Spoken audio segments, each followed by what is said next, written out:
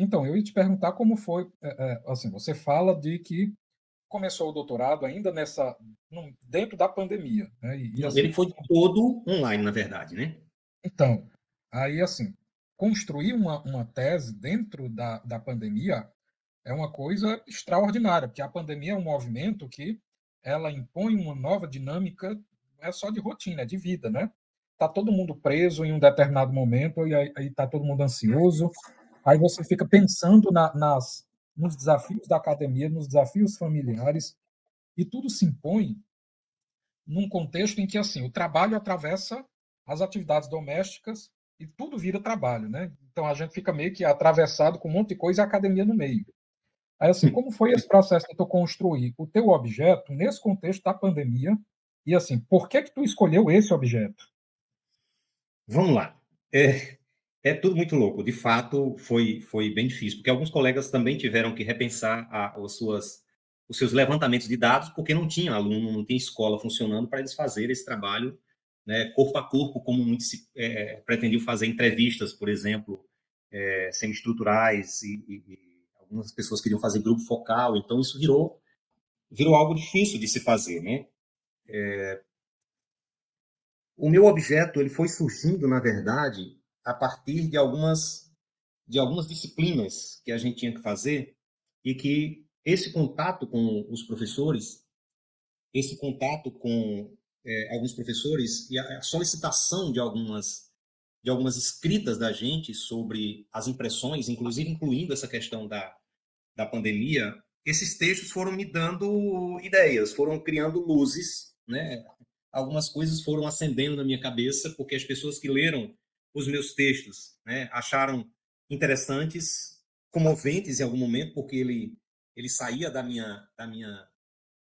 minhas vísceras, né? Era de fato uma coisa visceral que eu tinha que arrancar, porque aí eu vou para a história da minha família, dos meus pais, né? Eu começo com esse memorial, e aí, a partir desse memorial que eu fui construindo como trabalho a ser entregue por algumas disciplinas, surgindo a ideia e o amadurecimento de construir esse objeto a partir da minha própria história. E aí, esse contato com o professor João Ney na disciplina Métodos e Técnicas de Pesquisa em Educação, veio a ideia da autobiografia. Aí eu queria esse autobiográfico, né, esse auto entre parênteses, porque a minha ideia seria uma pesquisa sobre os processos, não só o meu processo, mas o processo de alguns colegas daqui da região que desempenham essa tarefa múltipla e diversa de ser professor e ser artista, né? Muitos são de grupos de teatro e são professores, como vários colegas. Então, a ideia inicial era essa do autobiográfico entre o auto entre parênteses, porque ela poderia ser tanto da minha perspectiva, do meu olhar subjetivo, quanto do olhar dos meus colegas sobre as suas realidades, né? E aí veio um outro fato curioso que foi por conta dessa série de problemas na família, né, do meu filho, da minha esposa, dessas ameaças de crises de ansiedade, de depressão, eu acabei parando o curso. Eu ia desistir realmente, e aí pensei em trancar e quando desse ver como fazer para poder pagar essas disciplinas.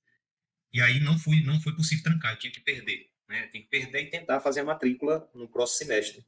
E aí foi o que aconteceu. Eu parei porque eu não tinha mais condições, não dava mais para, somando isso tudo que estava na minha cabeça, mais as aulas, problemas familiares, eu parei o curso, né? E aí, se as aulas de forma remota elas foram um prejuízo por um lado para a nossa formação no doutorado, por outro lado ela foi a minha salvação, porque aí acabou a pandemia, voltaram às aulas presenciais, mas como estava ainda naquele processo de mudança, duas disciplinas que eu perdi naquele semestre, elas foram ofertadas de maneira remota ainda. Aí eu pude pagar essas disciplinas.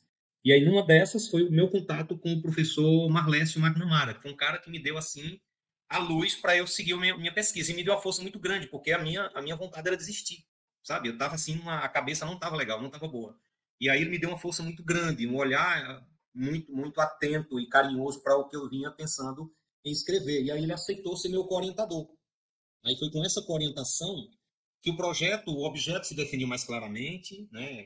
Que a questão de pesquisa ela veio com mais substância e que eu, feliz ou infelizmente, aceitei a sugestão dele de tirar esse parêntese do autobiográfico e ficar só autobiográfico. Aí veio outro problema.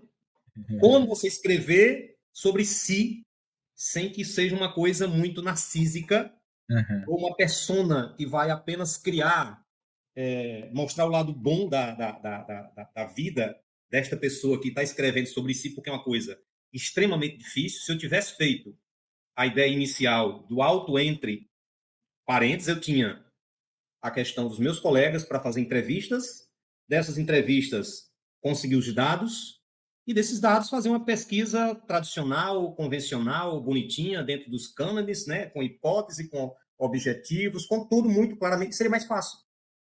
Eu optei por fazer esse autobiográfico e foi, assim, outra coisa terrível, porque a minha pesquisa, a minha qualificação foi em outubro de 2023, e o tempo que eu tinha para minha pesquisa, terminar a pesquisa, era até julho de 2024. Então, era você chegar no momento e dizer assim, o que é que eu tenho? Pesquisa autobiográfica, uma pessoa da banca disse, olha, pesquisa narrativa, uma narrativa autobiográfica, ela disse, olha, não tem, eu só vejo de narrativa aqui o prólogo que você colocou. O resto não é narrativa. Então, pô, cacete, o que é que eu vou fazer agora?